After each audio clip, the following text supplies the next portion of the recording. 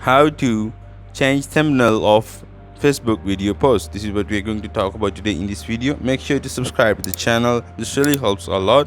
So without any further ado, let's move into the video. First of all, you have to go and download a app name as Creator Studio. This is a Facebook original app, so you don't have to do anything with it.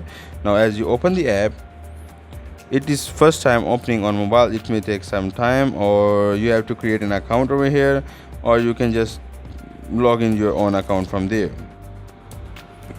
Now as you log into the app, then you will over here have an option of create. As you click on create, now you will be able to select the photo, and then you have to allow the access that he wants, and then go to allow.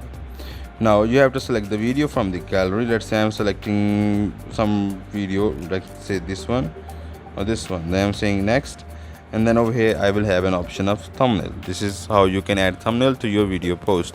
This is all from the video. Make sure to subscribe to the channel. If you have any question, put it down in the comment section. Also don't forget to hit the like button. Thank you.